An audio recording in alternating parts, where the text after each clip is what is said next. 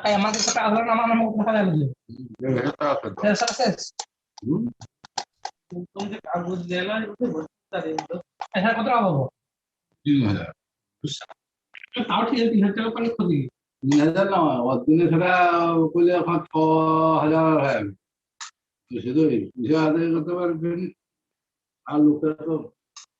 Start now, sir. Okay.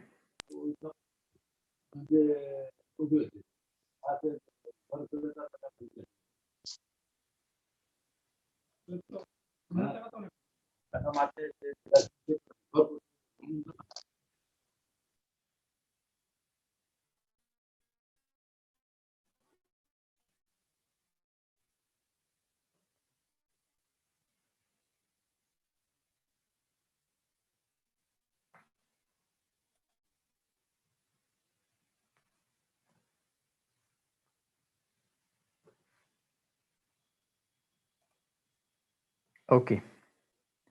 So first class, we were supposed to discuss about the economics. Okay. So before moving to economics, we should know what is economy. Yes, the economy is nothing but the state of a country or the region in terms of production, consumption of goods and services, and the supply of money. So that is what is known as an economy. We should define an economy as state of a country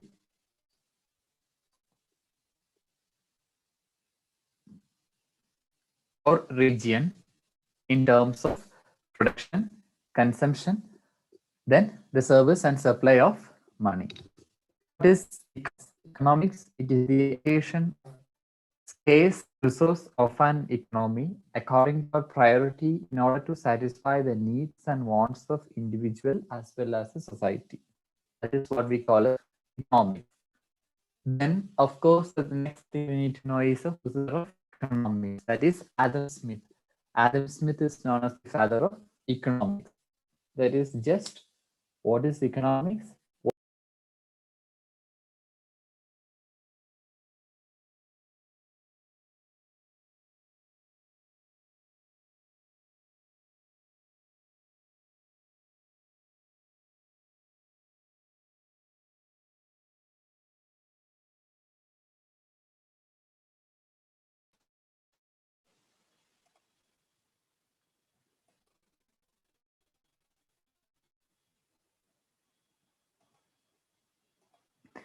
Okay. Now, economics is divided into two categories. That is, in 1933, Rainer Fritsch divided economics into two types, that is microeconomics as well as macroeconomics. Then, how to define this microeconomics and macroeconomics? Microeconomics means it deals with individual units of small individual units. It will be participating. Then the price is the major determinant. So in microeconomics means it will be individual unit as well as the price of the material. So price of the goods will be the major concern. Then it depends on individual demand and individual supply. So as it is individual unit, it always demand on the individual demand as well as individual supplies. Then the father, who's known as the father of microeconomics. So Adam Smith. Adam Smith is known as the father of economics, and also he is known as the father of microeconomics. Then macroeconomics. It deals with nation as a whole. That means it comprises complete nation. And here the concern or major determinant is the income, how much we are earning. So the income is concern. Then it depends on aggregate demand and aggregate supply. So it is concerning about the demand as well as the supply. Then J.M. Keynes is considered as the father of macroeconomics. So the father of microeconomics as well as the father of economics is Adam Smith. and the father of macroeconomics, that is J.M. Keynes.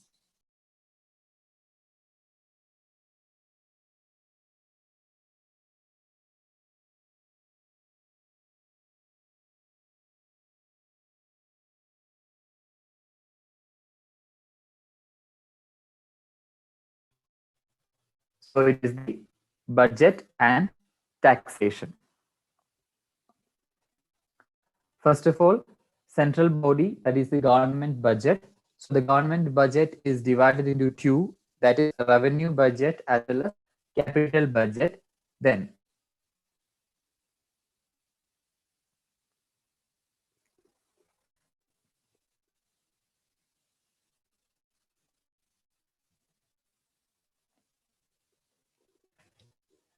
of course this revenue budget is divided into two.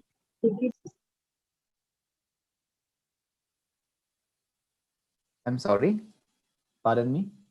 Sir, screen is not showing. No screen sharing. Okay.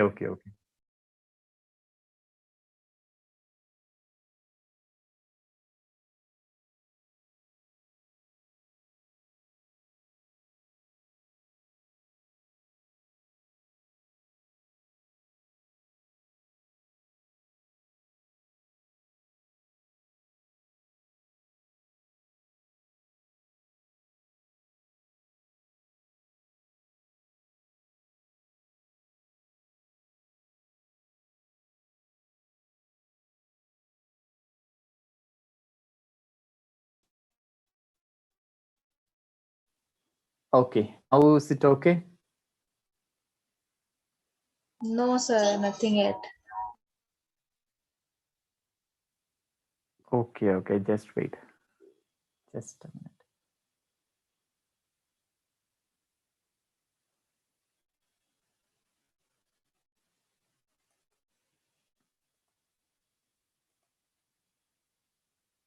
Yes, are you able to see?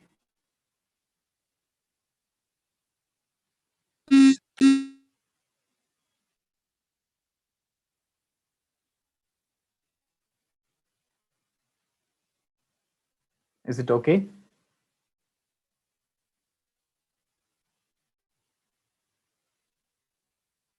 No, sir. Oh, now also you're not able to see. Yes, sir. Now it it is. is visible. Okay, that's fine. So it is the budget and taxation. So we said the government budget is the prime. Then government budget is divided into two, that is revenue budget as well as capital budget. Then again the revenue budget is divided into two, that is revenue recipients and revenue expenditures.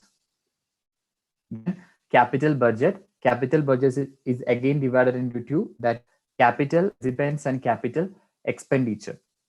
Then this revenue recipients, they are divided into two, that is tax revenue as well as non-tax revenues. Then tax is again divided into two, that is direct tax as indirect tax. Okay. Then we are supposed to see something about the budget. That is budget, it's a word, it's actually a French word, that is baguette, which means leather. That is leather. Okay. In Constitution, according to Article 112, budget word is replaced by annual finance statements. So in the Constitution, Article 112 says that the budget word is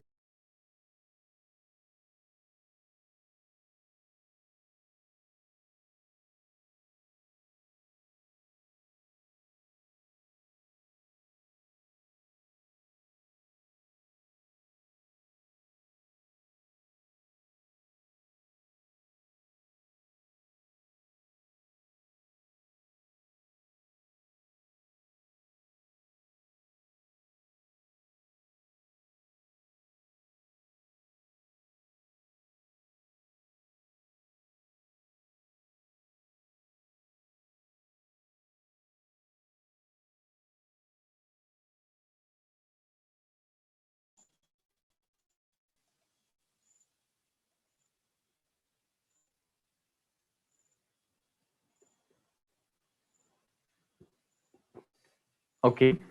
In Indian Constitution, according to Article 112, budget, the word is being replaced by annual financial statements.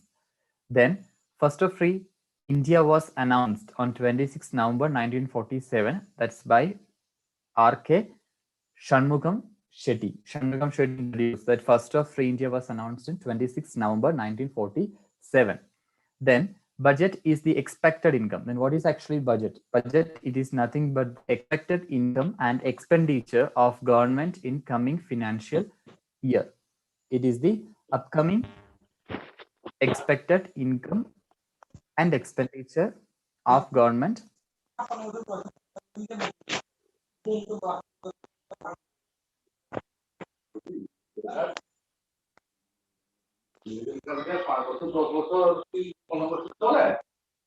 নিশ্চয় না, তাহলে কিছু একটা অবৈধ কাজ করে কথা বলা যায়।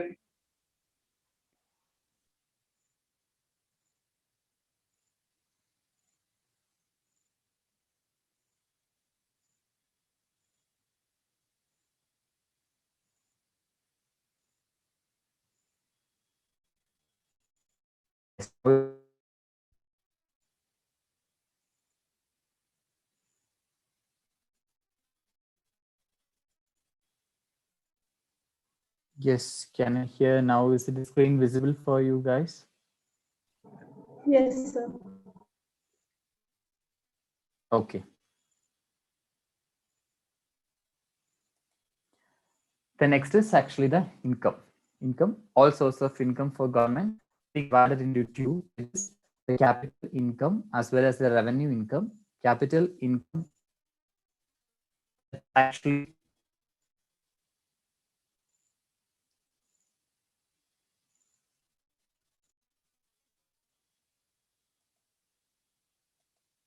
okay. That is actually divided into two. That is capital income as well as the revenue income. Then the capital income, it is being all those income which either increased financial liability or reduces the asset, that is known as the capital income. That's example, we can note as borrowing of loans or some disinvestments. All these things can be considered as the capital source of income. The next is revenue income.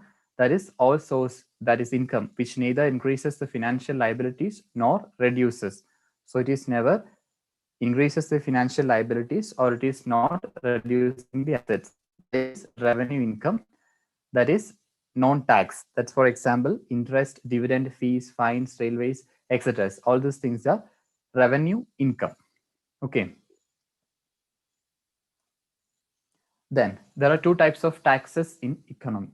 That is, in economy, there are two types of taxes as we have concerned. There is direct taxes as well as there is indirect taxes.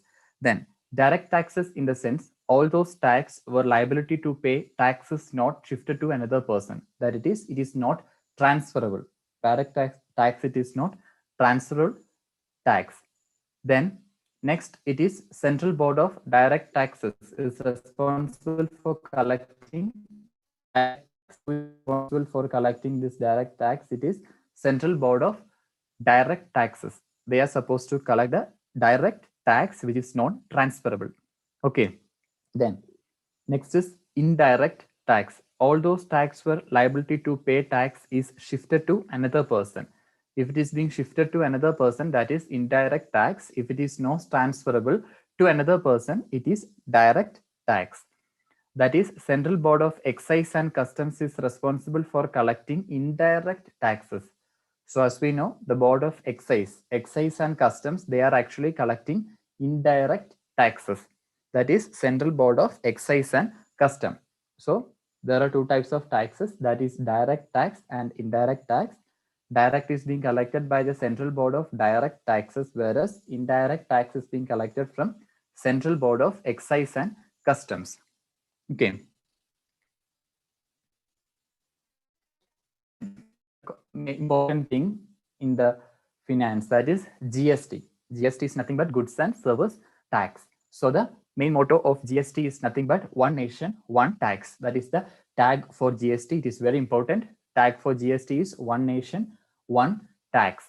GST, it is the goods and service. Okay. As it is written, transaction. There are two types of transactions are there, that is intra-state transaction as well as interstate transactions. Then this intrastate transaction can be again divided into CGST, SGST. There are two types. Then interstate also is being divided into IGST, that is international goods and service tax. It is again divided into CGST and state where the product sale. So it is being divided into two types. Now we're going to see about the types of taxes. The next is tax rate. Actually, the tax are divided into 5. That is, for some products, there is 0% tax. For some other things, it is 5%, then 12%, 18%, and 28%. These are the types, or these are the divisions of tax rate. Then GST, it is the destination-based tax. That is, in year 2000, Atal Bihari introduced the bill of GST and set up a committee headed by then West Bengal Finance Minister Asim Das Gupta to design GST model. He was the first one to design the GST model. Then Art 279 12A of Constitution as amended by 101 Constitution Amendment Act, that is in 2016, defines this GST. Then in GST, there are three types of taxes that is introduced in this goods and service tax, that include GST, that is Central Goods and Service Tax. Then SGST, it is nothing but State Goods and Service Tax. Then the third one, IGST, that is Integrated Goods and Service Tax. These are the three types of taxes which was introduced in GST. Okay.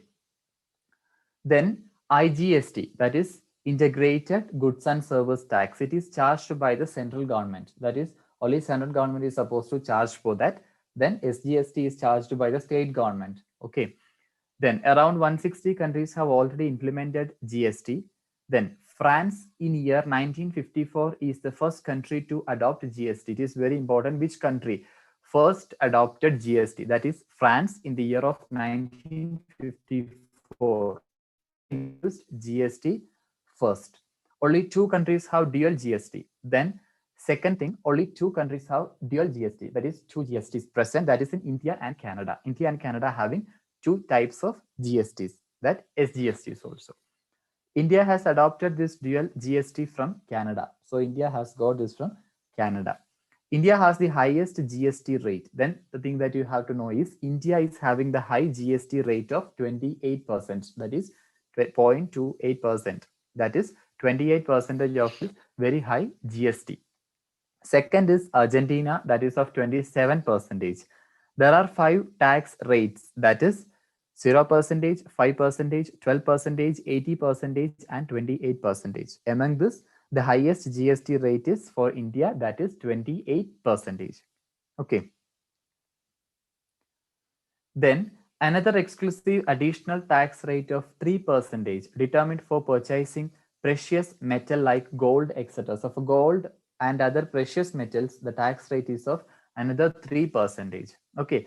Then 2 products are exempt from GST. 2 products not having the GST. That is, one is alcohol and the other is petrol. So alcohol and petrol is not having the GSTs. It is harmonized system of nomenclature.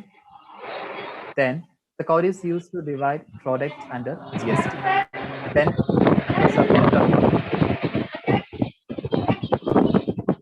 okay, someone please mute your mic. Someone has unmuted the mic.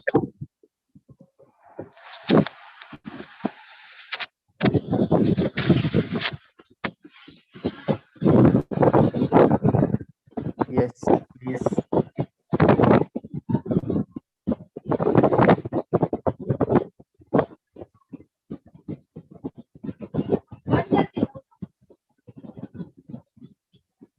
Okay, please.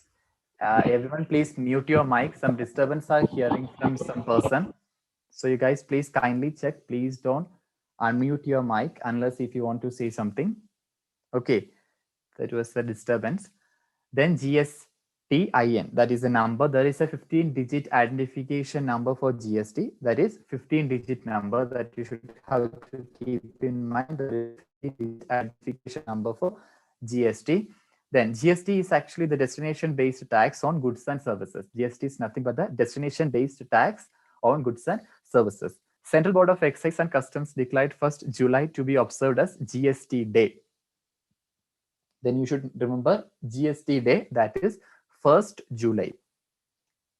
GST Committee headquarters, that is in, of course, everyone knows that is in New Delhi. GST Committee Chairman, that is Arun Jaitley, who is the Finance Minister of India. Who is the Finance Minister of India is as the GST Committee Chairman. Okay. GST Panel Meeting Chairman, that is Amit Mishra, who is the current West Bengal Finance Minister. Current West Bengal's Finance Minister is the Panel Meeting Chairman of GST. Then Assam is the first state of ratify legal approval GST bill. Assam is the first state of approving the GST bill. That is also how to in India. Assam is the first state. GST removes cascading effect of economy. Okay, cascading, it simply means that overlapping of taxes. If GST is okay, means there won't be any overlapping of taxes one over other. Then tagline of GST that we have already discussed, that is one nation and one tax. It is very important. Then what GST brings uniform tax structure across India. So use of GST is to ensure the uniform tax in India. Okay. Then we are going to discuss about the types of taxes, that is direct tax. Direct tax, there are various types. First is income tax. Income tax was actually introduced in 1816, and in 1873 this was actually abolished. Then income tax again reintroduced in 1886. Now it is going on, isn't it? It is a tax on the income of unregistered organization, income of individual, that is income tax. Each individual has to pay, that we already discussed. Each individual has to pay, that is income tax. Then next is the tax slab. Tax slab, it is nothing but the percentage. 0% means 0 to 2.5 lakh. Then if the earnings, if it is 2.5 to 5 lakh means 5% should be paid as tax. Then if it is 5 lakh to 10 lakh means 20% of the amount will be paid as tax. Then 10 lakh and above means 30%. 30% should be given as income tax, that is individually. The next is corporate tax. Corporate tax is income of registered organization. All the registered organization has to pay corporate tax, the main source of income for government. So you should have to keep in mind corporate tax is the main source of income for government. The next is gift tax. Sometimes we may not think about a tax for a gift. It is paid by the person who received the gift. If a person is receiving so many gifts, the person will be supposed to pay some tax. See the application. There are certain exceptions in gift tax. If aggregate value is 50,000 or less, then they need not want to pay anything. Gift received on occasion for marriage, gift received from immediate relative. These all are the exceptional cases. Other things, if it is high, then for that also they need to pay the taxes. Okay, that is gift tax. Keep in mind. Next is estate duty. That is the tax on inheritance property, that we are paying tax for the inheritance property, that is estate duty. The next is wealth tax. Wealth tax is actually abolished in 2015 by Arun Jaitley. That is, it was introduced in 1957 and imposed as wealth of individual. If the individual is having more wealth, they should have to pay. But actually, now this is not valid. Okay, so these are the various types of direct taxes. Then we are going to discuss about the expenditures. Expenditure, as we know, there are two types of expenditure. That is revenue expenditure, that is known as non-planned. There is no future plan or further plan for that. Second is capital expenditure, that is planned expenditure. They are planned, or they are the particular amount or the particular percentage is planned expenditure, that is capital expenditure. Okay, revenue expenditure, it in the case, it neither decrease the financial liability nor increase the asset. So what is the specialty of a revenue expenditure means? It is not decreasing the financial liability. So it won't decrease the liability and also it won't increase any kind of assets. It will be as stable as possible. That's all the thing about revenue expenditure. But in the case of capital expenditure, what will happen is that it is either or increasing asset. Sometimes it will decrease the financial liability. Sometimes asset may be increased. So that is capital expenditure. Then revenue, it is non-productive. There is no production is there, but capital expenditure has productive. Then revenue expenditure, non-development. As it is not increasing or decreasing means there is no development, but capital expenditure is developing. Then revenue expenditure is recurring, whereas capital expenditure is non-recurring. Then revenue expenditure, the short-term plan, that is 1 year or less, whereas capital expenditure is actually for a long term, it is more than 1 year. Then some examples of revenue expenditure, that is old age pension, government employee salary, Indian defense, all these things are the examples for revenue expenditures. Then moving to the capital expenditure, that is defense of USA, USSR, China, Statue of Unity, then infrastructure, railway, etc. This comes under capital expenditure, which lasts for more than 1 year. Okay, these are the two types of expenditures and the major differences between this revenue expenditure as well as the capital expenditure.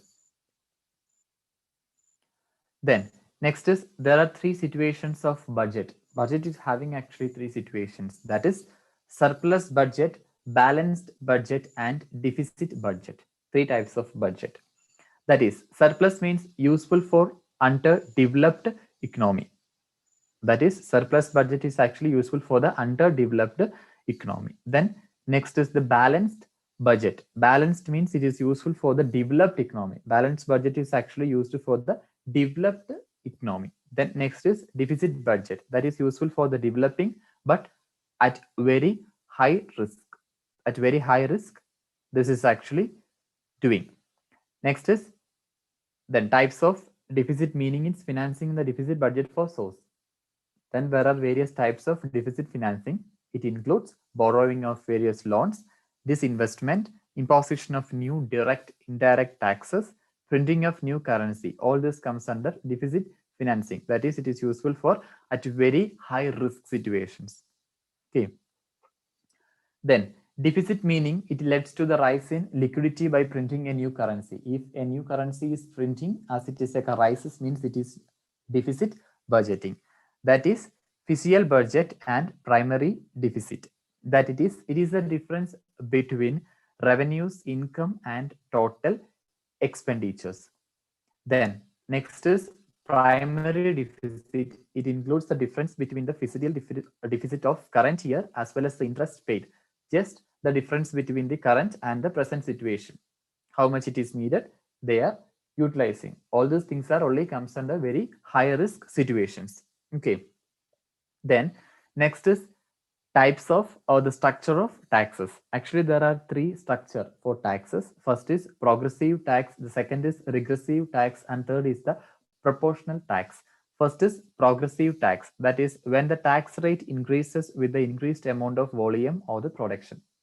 Tax is increasing, production or the volume is also parallelly increasing. That is progressive tax. Progressive tax is nothing but when the tax rate is increasing, the amount of volume or the production is also increasing. Next is regressive tax. That is the tax rate decreases as the amount of production or the volume is increasing. Tax rate is decreasing, amount of production is increasing. That is regressive tax. Third is proportional tax. That is the tax burden is irrespective of the volume of production. Whatever the volume of production, it won't affect the percentage of tax. That is GST. Okay. Example for proportional tax is GST. Then next we are going to see about the inflation. Inflation, that is when prices of the good increase due to which the purchasing power decreases. That is inflation. That is the goods are increasing due to the or purchase power decreases. Deflation means the next is deflation. That is when price of the good decreases due to which our purchasing power increases. Just opposite of inflation. That is deflation. When inflation becomes negative. If the value of inflation is negative, deflation will predominate over that. Next is recession. Recession, it refers to the slowdown in few sectors of economy. Here the liquids and purchasing both are present, but there is a lack of liquidity. That means we cannot easily convert it into cash. That is, there it will consist or lack of liquidity. It hits luxuries and investments area. So it may affect the economy. That is recession. Liquidity will be highly risky. Then next is depression, a new term. When recession hits each and every sector of economy, then there is a lack of liquidity, liquid and purchasing power. If recession hits, if the recession is predominant, then that will be completely a depressed situation where the liquidity is not at all possible. That we cannot convert the thing into cash. Okay. Then hyperinflation. It is nothing but there is an excess liquidity in the economy due to which liquids and purchasing power becomes approximate nil. If it is approximately the purchasing power is nil, means that will create a situation that is hyperinflation. Okay, this is various situations related to the price increase or decrease. Okay. Next is actually the types of inflation. There are various of inflation which depends upon the percentage and rates. First is creeping inflation. That is, inflation exists in very low rate. If the amount is very low, then that will be creeping. As a creeper, slowly it will be moving. That is creeping inflation. Second is galloping inflation. Galloping means when inflation is large and accelerating. That is, it will continuously accelerating. That it is known as galloping inflation. Then the third one is hyperinflation. It is nothing but inflation at the extreme level. That is known as hyperinflation. The next is demand pull inflation. It is nothing but the inflation is due to rising demand. If the demand of the thing is being increased, then it will rise to the demand full inflation. Next is costful inflation. Costful, it is nothing but inflation is due to rise in factor cost. If the cost of this product is increasing, means cost push inflation will be increased. Okay, so these are the 5 types of inflations which will give rise or low the particular cost of this objects. Then next is bottleneck inflation. That is completely when the inflation is due to fall in supply. If it is affected the supply, means that is known as bottleneck inflation. Next, core inflation, where it affect is that when inflation is calculated by excluding food articles and energy. If it is calculated by excluding the food articles and energy, it is said to be core inflation. Then headline inflation, that is when inflation is calculated by the including food articles. That is, if it is including, then it is known as headline inflation, and it will be very short term.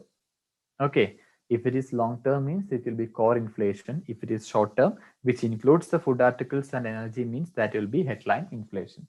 So all these things should be kept in mind. This is the answer for various questions you may face for your examinations. Okay. Then how to control this inflation for our economy is very important. That is RBI strict monetary policies. RBI policies, this actually favors this inflation. Then government strict financial policies also there. There are temporary ban on exports. That also will lead to control of this inflation. There is temporary reduction in import duties. Then ESMA, that is Essential Service Maintenance Act. All these things will help in controlling of this inflation of the economy. Okay. The next we are going to discuss about the LPG policy. That is liberalization, privatization, and globalization. That is LPG. Okay. Now, LPG and types of economics. First of all, we see the types of economics. That is socialist, capitalist, and mixed. These are the types of economics. So now we are going to see about the difference between the socialist, capitalist, and mixed. Socialist means domination is of government. That will be completely government dominated. If it is capitalist, means domination of private. It will be completely privatization, private. Mixed means there won't be any predominant for that. That will be of mixed. Now domination is present. Then in socialist,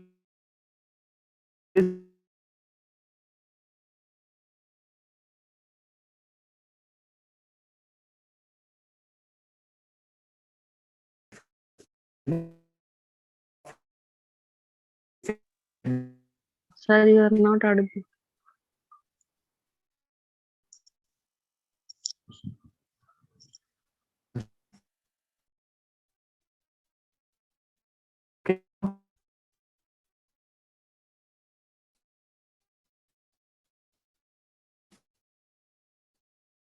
The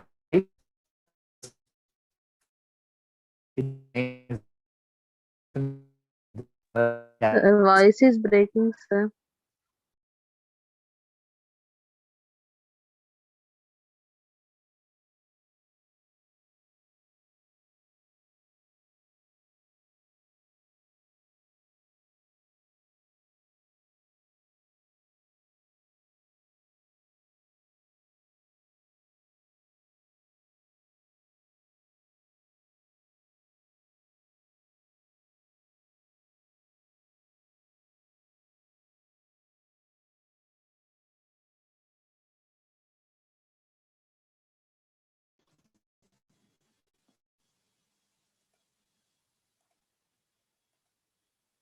Okay, is it okay now? Yes, sir. Okay.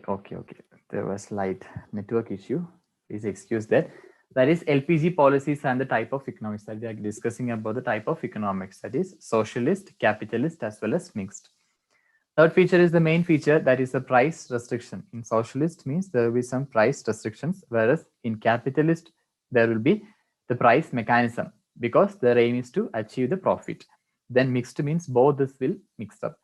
Then it is also known as socialist is also known as centrally planned economy, whereas capitalist is known as the laissez-faire. That is,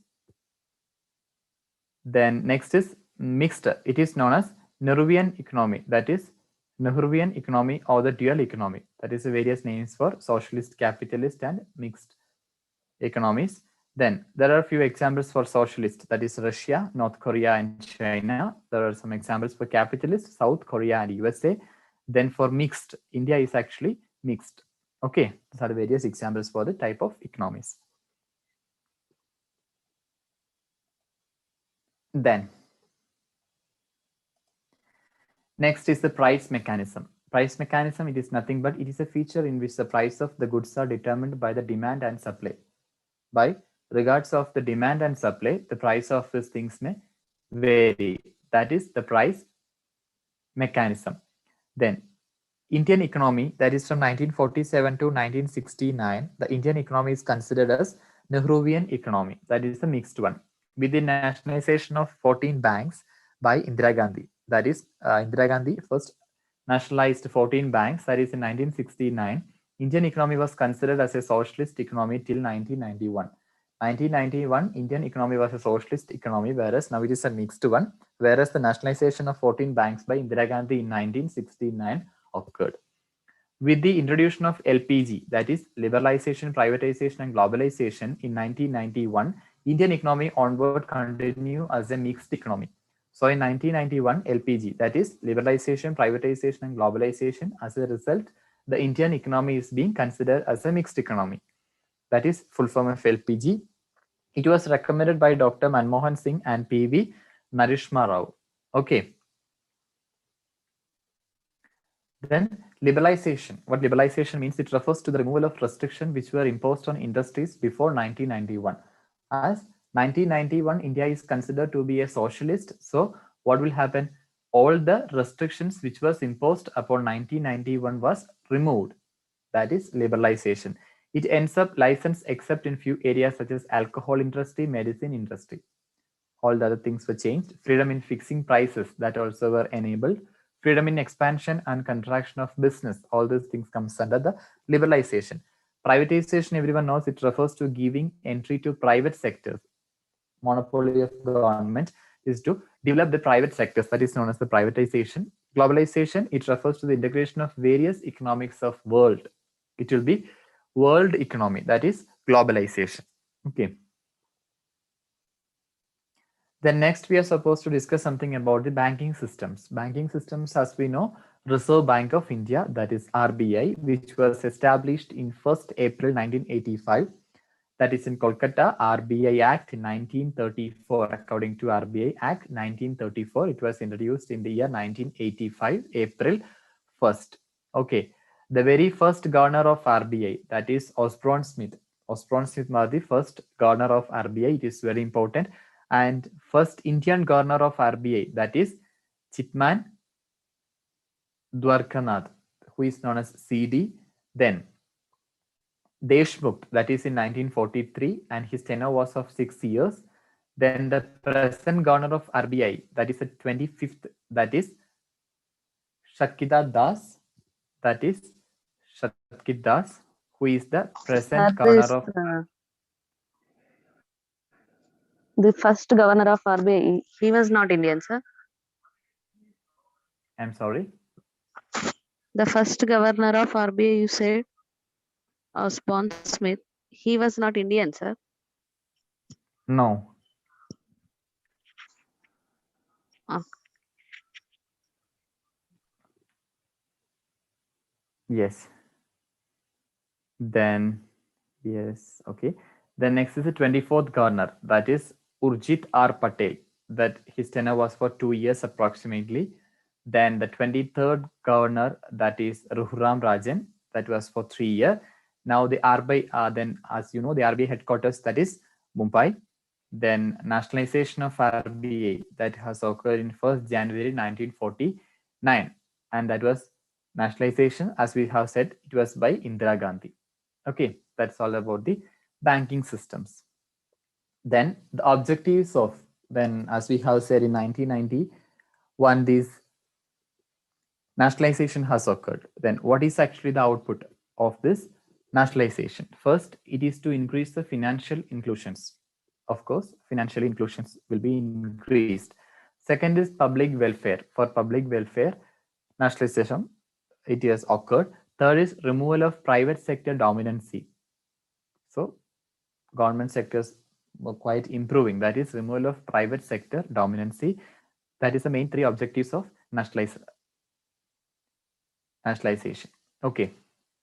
Then next is monetary policies of RBI. As we have said, there are various monetary policies of RBI. What are they? All those policies which are used to regulate liquidity in economy. All these things were used. That is the monetary policies of RBI were used for the liquidity in, to regulate the liquidity. That means everyone should have to enough cash. Liquidification is the main monopoly. That is, monetary policies are regulated by RBI in bi-monthly basis. Bi-monthly means 6 times a year. Okay, bi-monthly they will be continuously regulating this monetary policies. That is the financial year of RBI that you should have to keep in mind. The financial year of RBI is 1st July to 13th June. That is the financial, that is they are considering as one financial year. That is 1st July to 13th June. That is financial year of RBI. It's very important to know about that. Then we are supposed to see about the monetary policies. Then repo rate. The rate at which RBI lend short-term loan to other commercial bank, that is known as repo rate. That is the rate at which the Reserve Bank of India gives loan to other commercial bank. That is repo rate. The next is reverse repo rate. Reverse repo rate is the rate at which RBI borrow loan from other commercial bank. If RBI is borrowing loan from other bank, that is known as reverse repo rate. And repo rate means if RBI is giving amount to some other commercial bank, then it is known as repo rate. Okay. Then we are supposed to see about the commercial banks. That is, commercial banks are actually divided into 2. That is scheduled bank and non-scheduled bank. Scheduled, which comes under private sector banks, private as well as foreign banks. Then public sector, it is divided into 3. That is nationalized bank, that is SBI, and IDBI, that is Industrial Development Bank of India. Okay. Then there are various types of SBI banks. That is SBI merged with its associate and BMP, that is Bharatiya Mahila Banks in 1st April 2017. That's very important. The SBI merges its associated with BMP, that is in 1st April 2017. Then here is the list of SBI associated banks. That is State Bank of Patiala, State Bank of Bikaner and Jaipur, State Bank of Hyderabad, State Bank of Mysore, State Bank of Travancore. All these are the SBI associated banks. Okay. Then next is various types. There is scheduled bank. all those banks which are registered under second schedule of RBI Act 1934, they are considered as scheduled bank. That is, which are banks which comes under the second schedule of RBI Act in 1934. They are registered as scheduled banks.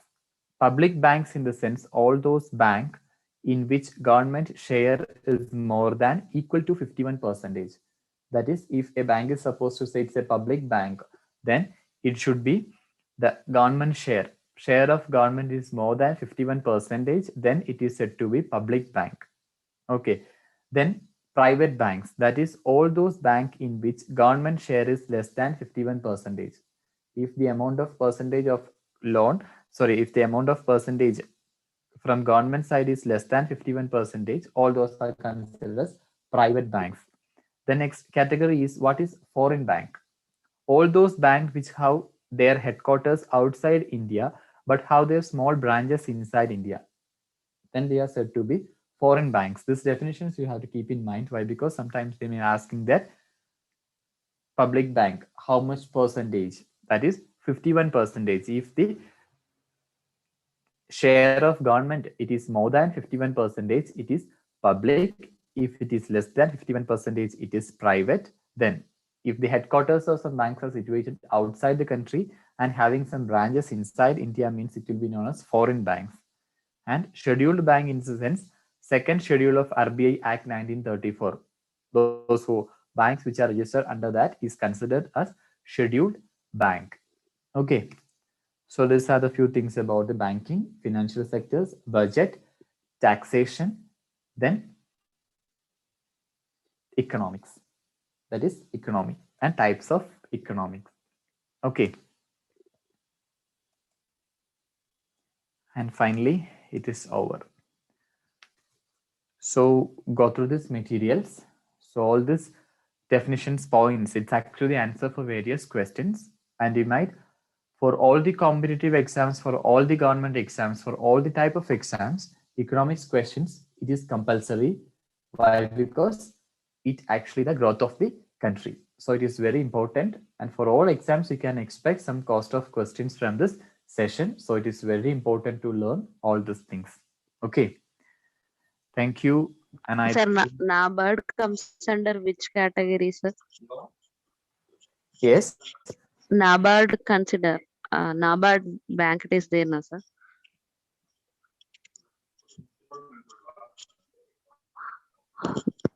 Hello? Yes, please say. NABARD, sir. NABARD board bank. NABARD, NABARD. Okay. It is comes under which category of bank, sir? IDBI, sir? Or any other? Yeah, you are asking about the NABARD, na? Sir. It is come under which category of bank? Yeah, it is actually the national bank. It is nationalized bank for agriculture, na? Sir. In 31 slide you have shown us, na? 31 slide. Yes.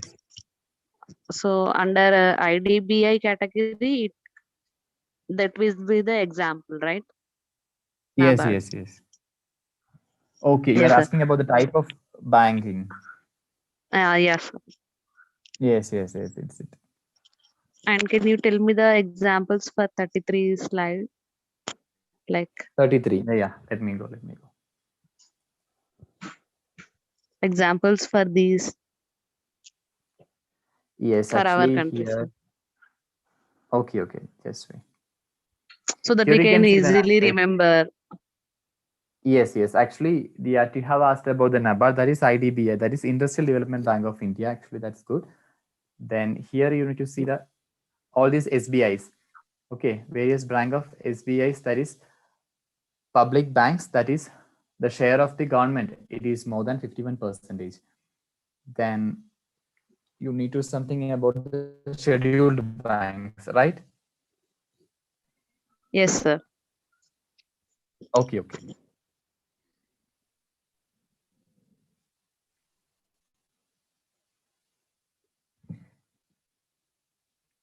Yes, all this scheduled banks actually nationalized. Okay, first of all, we will see the nationalized banks in India. That is, you can categorize all these public sector banks. Public sector banks, which includes that is Andhra Pradesh Bank, Bank of Baroda, then Canara Bank, various places bank, then Denna Bank, then Indian Bank. All these are examples of public sector banks in India. Okay. Okay. Then scheduled bank, I think you can note something. Scheduled bank, actually it is divided into two types, that is commercial bank as well as cooperative bank. So under this commercial bank, this foreign banks as well as the regional banks, all this comes under this commercial sessions. Then as I think you may have heard about the urban banking, that is urban corporates, that is actually corporate banking, that is urban banking as well as state banking. That is actually a section of scheduled bank. So it Actually is scheduled. Yes, actually, all these banks are registered under the schedule of RBI. That is the second register. That is, all these are scheduled under the bank A, RBI. They are known as scheduled bank. Again, this scheduled bank is subdivided into two categories. That is actually the commercial as well as cooperative. Okay. so, sir, it is necessary to register all the banks under RBI Act, sir? No, It is that is not not necessary. necessary. Like. No, that's not necessary. You just need to distinguish the types of banks. That's it. And the share, Okay. that is how much share is being given by the government, and based on that, how these banks are being categorized. That's very important. Sometimes it's less than 51, greater than 51, in between. So you should be thorough knowledge that if the percentage of the government is more than 51%, it is public banks. If it is less than 51, means it is said to be private banks. Okay, sir. Thank you. Okay. Is it clear? Yes, sir. Okay. So I think we can stop the session, right? Yes, sir. Okay. Thank you. Thank you, sir. Good night. Okay.